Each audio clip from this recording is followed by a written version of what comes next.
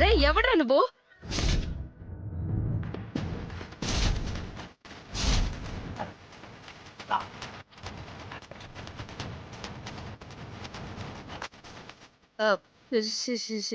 శేఖరం, నువ్వా?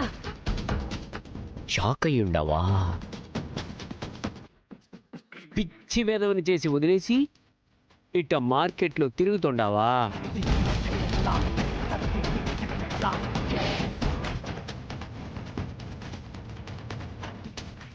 ఇదిగో పిచ్చి పిచ్చిగా వాగేవంటే మొహం టమాటా అయిపోద్ది. ఏమనుకుంటాండావు?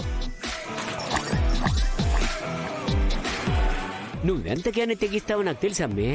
అందుకే మొగుణ్ణి గాలి కొదిలేసి వచ్చి జాలేగా నీ దారి నువ్వు చూసుకొని పారిపోయేతుండావు. ఇంతకీ మనమ్మ ఏడుండది? ఉన్నాదా? లేక నా మాదిరిగానే ఆ అమ్మాయిని వదిలించుకొని ఇలా మార్కెట్లో తిరుగుతుండావా? ఏందయ్యా పిచ్చిగాని పట్టుండదా నీకు? అయినా నీ తాగుబోతు బతుక్కి మేమెట్టా పోతే మాత్రం నీకేంది? మా బతుకేదో మమ్మల్ని ఎట్టా బతకనివ్వు. పో ఇక్కడి నుంచి.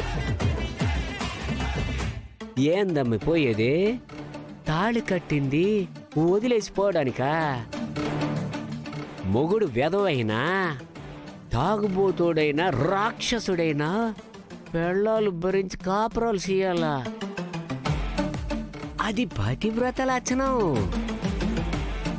అందుకే నిన్ను గొప్ప పతివ్రతగా ప్రపంచానికి పరిచయం చేద్దామని వెతుక్కుంటూ ఏడకొచ్చుండా.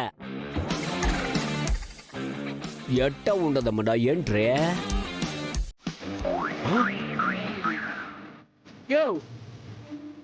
యాడు పోయి ఉండదు నా పతివ్రత?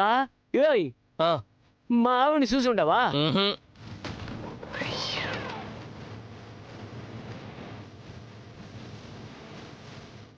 తస్సాదియా, ఇది మళ్ళీ పారిపోయి ఉండదే. ఓరు దేవుడా, యమధను రాజు ఎంట పడ్డట్టు నా బతుకి ఈడు తయారయ్యాడండి. చేతికి సిక్కానంటే సెట్ని అయిపోద్ది నా జీవితం. సచ్చినాడు చేతికి సిక్కకూడదు. ఏడపోయి ఉండదు ఇదే.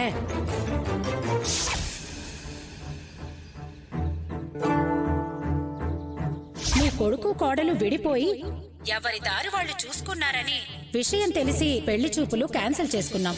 నా కూతురి పెళ్లి చూపులు క్యాన్సిల్ అవ్వడానికి కారణం కూడా నువ్వే. అది కూడా నాకు తెలుసు.